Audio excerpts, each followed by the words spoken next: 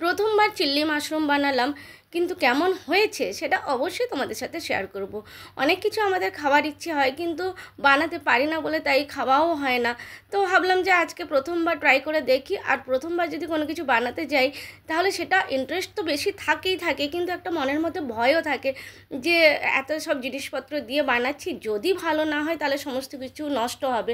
তো এই জন্য একটু ভয়ও লাগে। তো যাই হোক, দেখতে তো খুব সুন্দর হয়েছে, কিন্তু টেস্ট কেমন হয়েছে সেটা অবশ্যই তোমাদের সাথে শেয়ার করব। তো হ্যালো বন্ধুরা, welcome back to my YouTube channel. আশা করি তোমরা সবাই খুব ভালো আছো। গুড ইভিনিং তোমাদের সবাইকে। সন্ধ্যাবেলায় বাজারে গেছিলাম, তো বাজার থেকে ভাবলাম যে এক প্যাকেট আজকে মাশরুম নিয়ে যাই। মাশরুম আমার খুবই ভালো লাগে, আমার পনির ভালো লাগে না খুব একটা। পনিরের ভুজিয়া হলে তাও খেয়ে নিই, কিন্তু আদারওয়াইজ পনির চিল্লি বা পনিরের যে কোনো আইটেম আমার খুব একটা ভালো লাগে না। তো সেই জন্য মাশরুম দেখতে পেলাম, মাশরুম নিয়ে এসেছি। একটা প্যাকেট 50 টাকায় নিয়েছে।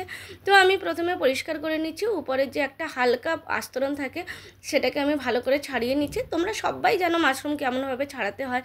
তো এখানটা সমস্ত কিছু কেটে নিয়েছি, পেঁয়াজ, ক্যাপসিকাম আর এক টুকরো একদম আদা নিয়েছি, আর এক টুকরো রসুন নিয়েছি। পেঁয়াজটা এইভাবে ডুমো ডুমো করে কেটে নিয়েছি যেমনভাবে কাটা হয়। এবার পাঁপড়েগুলো ছাড়িয়ে নেব। রসুন একটু কেটে নিয়েছি, আর 3টে কোয়া রসুন রেখেছি, এটা বেটে দেবো। আর এখানটায় আছে এক টুকরো আদা। তো এই এক টুকরো আদা আর এই যে 3 কোয়া রসুন, এটা কোথায় দেবো সেটা তোমাদের সাথে অবশ্যই শেয়ার করব। আর রসুন তো কেটে নিয়েছি বললাম, আর পেঁয়াজ কলি একটুখানি ছিল সেটাও কেটে নিয়েছি। আর মাশরুমকে দেখো দুভাগ করে নিয়েছি, কারণ মাশরুমগুলো না একদম ছোট ছোট ছিল, সেই জন্য দুভাগ করে নিয়েছি। আর এটা হচ্ছে কর্নফ্লাওয়ার। কর্নফ্লাওয়ার মোটামুটি পরিমাণ মতো নিয়েছি, অল্পই নিয়েছি। আর এর সাথে এই যে আদা আর রসুনটাকে জাস্ট গ্রেট করে নিয়েছি কর্নফ্লাওয়ারের সাথে। তারপরে নুন দিয়ে দিলাম যথারীতি, এবং নুন দেওয়ার পরে একটু একটু করে গুঁড়ো মশলা দিয়ে দিচ্ছি, যা যা লাগে, জিরে গুঁড়ো, তারপরে হলুদ গুঁড়ো, লঙ্কা গুঁড়ো। ব্যাস, এবার ভালো করে জল দিয়ে এটাকে ফেটিয়ে নেব।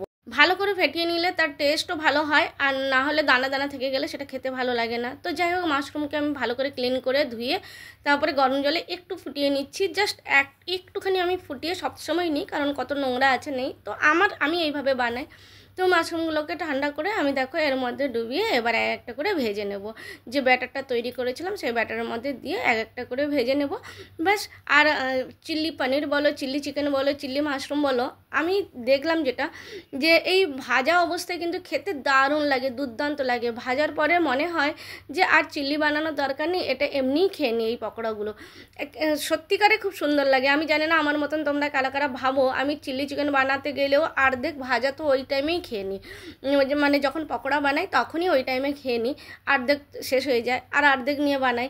তো যাই হোক, দেখো রসুন কুচনো দিয়ে দিলাম, রসুন কুচিয়ে রেখেছিলাম, তোমরা সবাই জানো, দেখিয়েছি। তো রসুন কুচনো দিয়ে দিলাম। এবারে এর মধ্যে পেঁয়াজ ক্যাপসিকাম দিয়ে একটু নেড়ে চেড়ে নেব। বেশি সেদ্ধ করবো না, জাস্ট একটু নেড়ে চেড়ে নেবো যাতে কাঁচা ভাবটা না থাকে।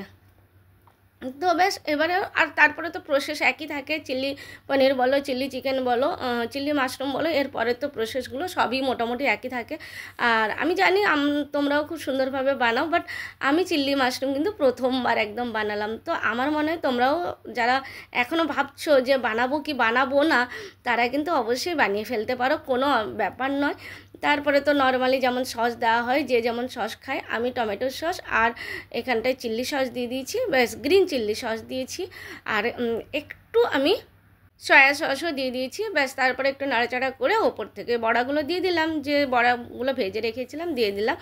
আর খেতে সত্যিকারে দুর্দান্ত হয়েছে। আর যে কোনো চিল্লি জিনিসটাই খেতে সত্যিকারে দারুণ লাগে, কারণ নানা রকম সস দেওয়া থাকে। আর আমি গ্রিন চিল্লি সসটা খুব কম ইউজ করি, সয়া সস আর টমেটো সসটাই বেশি ইউজ করি।